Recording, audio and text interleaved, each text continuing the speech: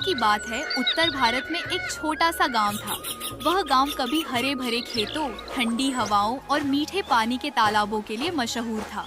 लेकिन इस साल गर्मी ने ऐसा भयानक रूप दिखाया कि पूरे गांव में हाहाकार मच गया।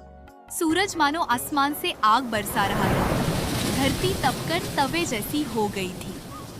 गांव के लोग परेशान थे क्योंकि उन्हें समझ नहीं आ रहा था कि इस भयंकर गर्मी से कैसे बचा जाए। उसी गांव में रामू नाम का एक गरीब किसान रहता था। उसकी पत्नी सीता और बेटा मोहन उसके साथ रहते थे। रामू बहुत मेहनती था, लेकिन इस साल सूखे ने उसकी सारी फसल बर्बाद कर दी थी। हे भगवान, अब क्या होगा? इस भयंकर गर्मी ने तो जीना मुश्किल कर दिया है। मेरी सारी फसल सूखकर बर्बाद हो गई। अब न जाने मैं अपने परिवार का पेट कैसे भरूंगा और घर का गुजारा कैसे चलेगा। हाँ जी, हालात तो बहुत खराब हैं। ऊपर से इतनी गर्मी पड़ रही है कि घर से बाहर निकलना भी मुश्किल हो गया है। लेकिन हिम्मत मत हारिए, भगवान देर करते हैं, अंधेर नहीं। वो दोनों गर्मी से परेशान ही थे कि तभी उनका बेटा मोहन बोला, पिताजी, मुझे बहुत प्यास लगी है। क्या घर में थोड़ा सा पानी बचा है? इतनी गर्मी में मेरा गला सूख रहा है और मुझसे अब बिल्कुल भी सहन नहीं हो रहा। बेटा मोहन, घर में बहुत थोड़ा पानी बचा है। तुम अभी थोड़ा सा पानी पी लो। मैं कोशिश करता हूँ कि कहीं से और पानी का इंतजाम कर सकूं। हाँ बेटा, तुम्हारे पिताजी ठीक कह रहे हैं। अभी हमें पानी बहुत संभाल कर इस्तेमाल करना होगा। भगवान करे जल्द ही बारिश हो जाए ताकि सबकी परेशानी दूर हो सके। सीता की बात सुनकर रामू कुछ देर सोचता रहा। बच्चों की प्यास और परिवार की परेशानी देखकर उसने मन ही मन एक फैसला किया। सीता, मैं खेतों की तरफ जा रहा हूँ।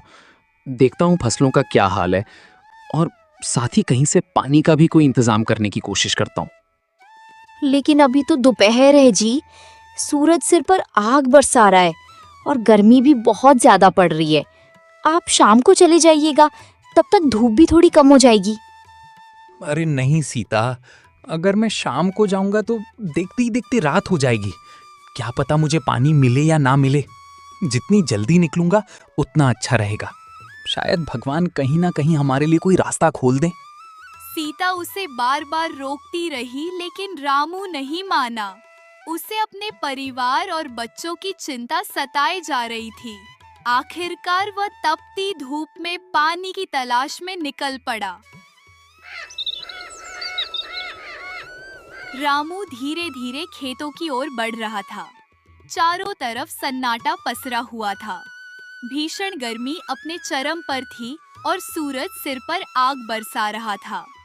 गर्म हवाएं चेहरे को झुलसा रही थीं। दूर दूर तक कोई दिखाई नहीं दे रहा था। फिर भी रामू उम्मीद के सहारे आगे बढ़ता जा रहा था। कुछ देर चलने के बाद रामू अपने खेत पहुंच गया, लेकिन खेतों की हालत देखकर उसके होश उड़ गए।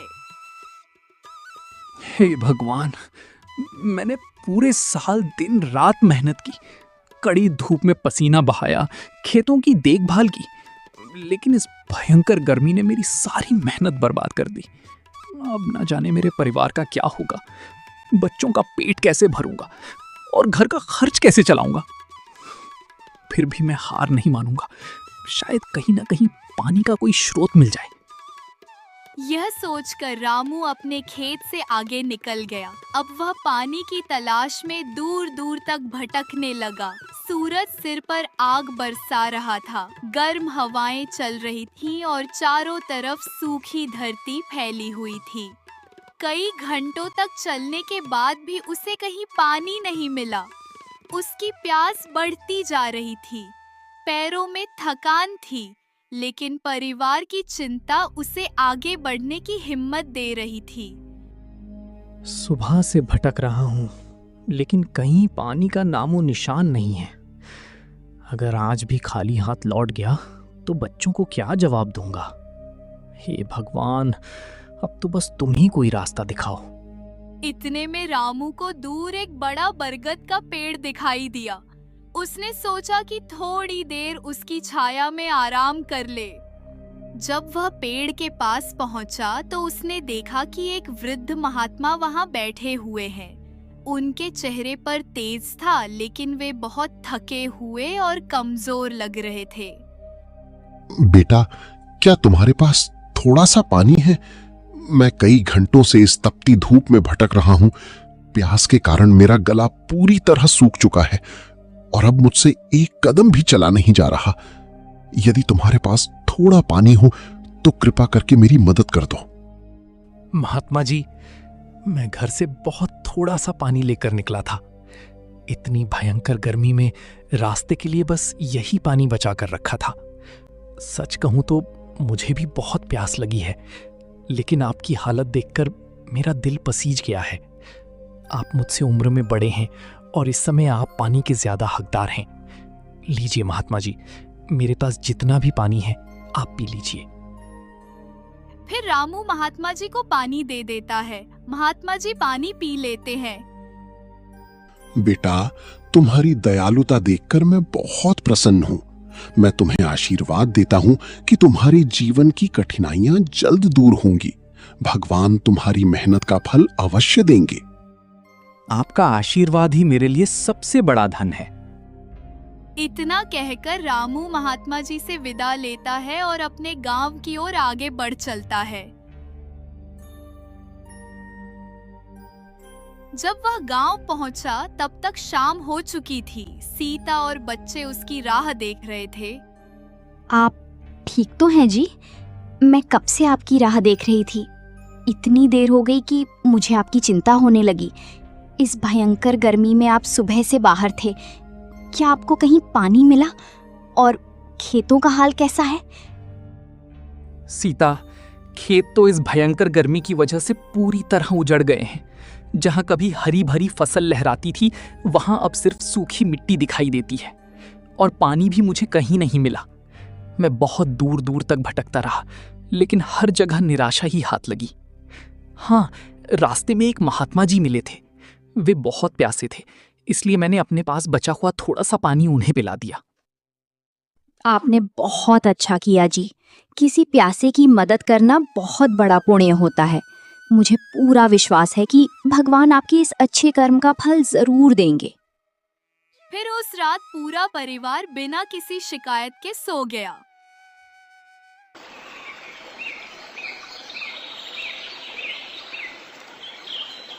और कुछ ही देर में रामू आसमान की तरफ देखता है। तभी उसे आसमान में काले बादल छाते हुए दिखाई देते हैं। तेज हवा चलने लगती है, जैसे अब बारिश आने ही वाली हो। अरे, मुझे तो अपनी आंखों पर विश्वास ही नहीं हो रहा। जहां कल तक इतनी भयंकर गर्मी थी और हालत बहुत खराब थे, वहीं आज मौसम इतना ठंडा और सुहावना कैसे हो गया? ऐसा लग रहा है जैसे प्रकृति ने अचानक करवट ले ली हो। रामू की आवाज सुनकर उसका पूरा परिवार भी घर से बाहर आ गया और आश्चर्य से आसमान की ओर देखने लगा। देखिए जी, आसमान में कितने सारे बादल छा गए हैं। लगता है भगवान ने हमारी प्रार्थना सुन ली है और अब जल्द ही बारिश होने वाली है। तभी अचानक तेज बारिश होने लगी। आसमान से झमाझम पानी बरसने लगा। यह देखकर रामू और उसका पूरा परिवार खुशी से झूम उठा। उनकी आंखों में खुशी के आंसू छलकने लगे। देखिए जी, बारिश होने लगी है। अब ये भयंकर गर्मी भी शांत हो जाएगी और सब कुछ फिर से ठीक हो जाएगा। हाँ सीता, अब हमें पानी की कमी की चिंता नहीं करनी पड़ेगी। इस बारिश से हमारे खेत फिर से हरे भरे हो जाएंगे और फसल भी अच्छी होगी। अब ये भयंकर गर्मी भी कम हो जाएगी। भगवान की कृपा से लगता है कि हमारी सारी परेशानियां दूर होने वाली हैं और हमारे अच्छे दिन फिर से लौट आएंगे। फिर पूरी रात बारिश होती रही।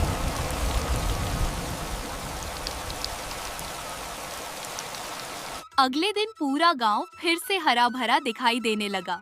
जहां पहले भीषण गर्मी के कारण खेत सूखे पड़े थे और फसलें नष्ट हो चुकी थीं, वहीं अब हरियाली लौटने लगी थी।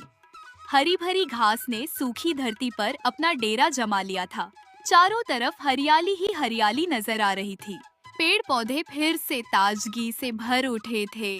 तालाबों में पानी चमक रहा था और ठंडी हवाएं पूरे गांव में नई उम्मीद और खुशियां लेकर बह रही थीं। कुछ ही दिनों में रामू के खेत भी फिर से हरे भरे हो गए। जहां कभी सूखी और बंजर धरती दिखाई देती थी, वहीं अब लहलहाती फसलें हवा के साथ झूम रही थीं। यह देखकर रामू और उसका परिवार खुशी से भर उठा। रामू ने आसमान की ओर देखकर भगवान का धन्यवाद किया, क्योंकि उसकी मेहनत, धैर्य और अच्छे कर्मों का फल आखिर उसे मिल गया था।